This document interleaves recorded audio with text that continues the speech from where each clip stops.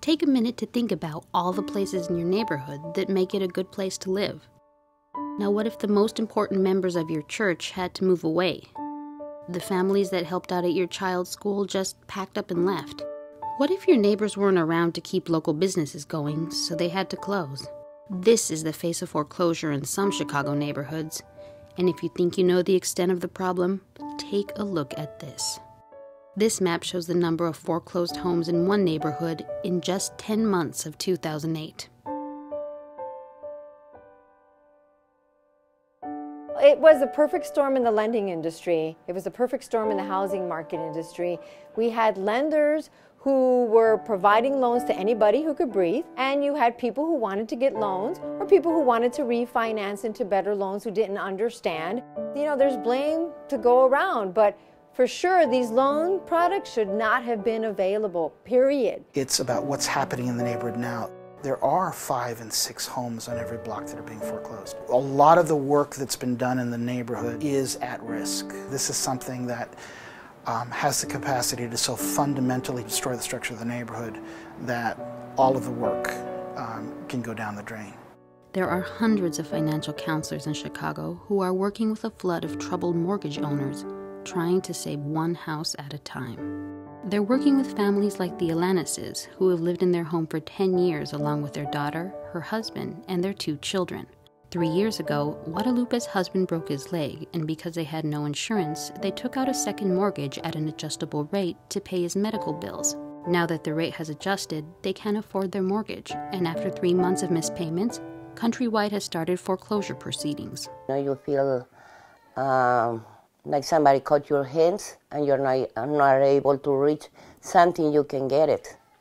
How? And it's painful because you love your house. It's the only house and the last one because we are not too young. My husband is 65 already, I'm 62. We are doing the best to keep the house. Although Chicago's financial counselors are overwhelmed by the sheer volume of cases like Guadalupe's, only 1 in 4 mortgage owners actually seeks help. That's why people like David McDowell are looking for a broader solution for their communities. The idea is not simply getting more and more people in front of counselors, but begin to use the power of the institutions to come up with a solution, because to fix the problem, we're going to need to get banks to agree to do broad workouts with broad classes of mortgages. This year, 42,000 foreclosures are expected to be filed. There aren't enough counselors in the state of Illinois to cover 42,000 foreclosures, much less Cook County. Community leaders who face similar situations in their neighborhoods are coming together for monthly meetings to compare notes, brainstorm solutions, and work as a team to get government attention. Organizations on the Southwest side caught the attention of Illinois Senator Dick Durbin, who held a Senate subcommittee hearing on the crisis. McDowell and his team encouraged Durbin to push banks to come to the table to work with communities and modify loans so that homeowners can stay in their homes while catching up on payments. But if and when the banks are ready to negotiate, the troubled communities need to be organized and ready to implement a plan thoroughly and quickly. That's why the Southwest Organizing Project, or SWOP, has created the Keep Our Homes campaign. They're working with institutional leaders like Father Stan from St. Nicholas of Tallentine Church. I wanted to put faces and names to those dots.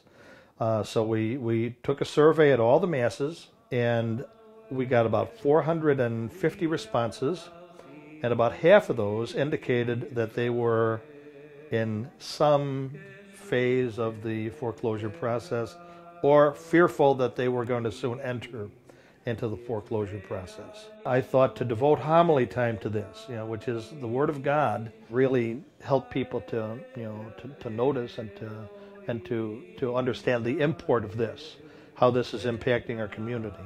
And it really has, because we've had several of our parish leaders who've already lost their homes. We've had people pull their children out of our school because they're losing their home, they're losing their job, they can't afford to pay tuition anymore. There's power in numbers of people standing together. That's what SWOP has taught us down through the years.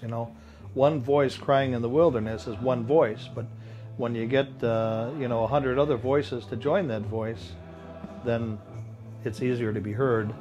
and it's easier to have, to have some base of power when you're negotiating with these banks who are nothing but power, so we stand together. That's why St. Nicholas has been here for over 100 years. We stand together with the community, and on occasion we invite the community to stand together with us.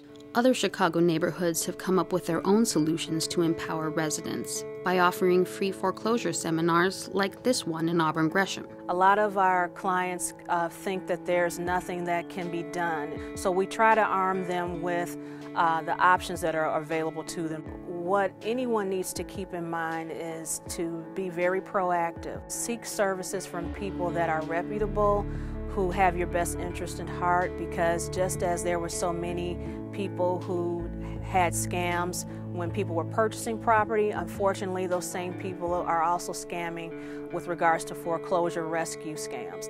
In this uneasy and often embarrassing situation, the most important first step is to get help. Take it from those who have learned from their mistakes. I just went out there, purchased, bought, real estate company, and bam, it was over. But if I would have taken out the time to take a class, I probably would have learned something.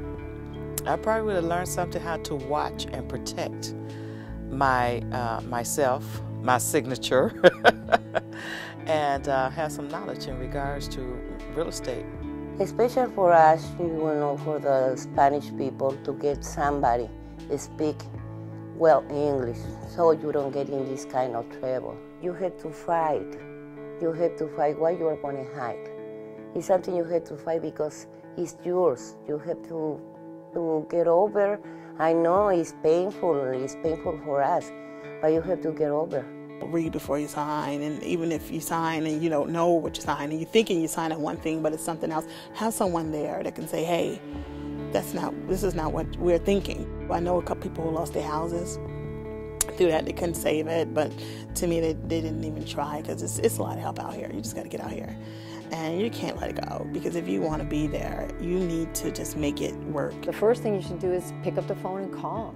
Call a HUD-certified counseling agency, get services for free. Go to somebody as quickly as possible before you fall behind, and make sure it's a HUD-certified mortgage counselor.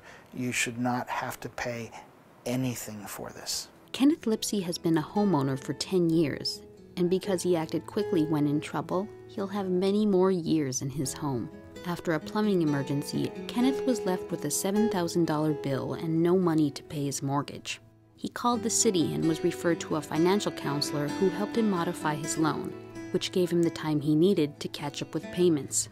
I was really nervous about it at first, but I needed the help. I've had some friends that did lose their homes.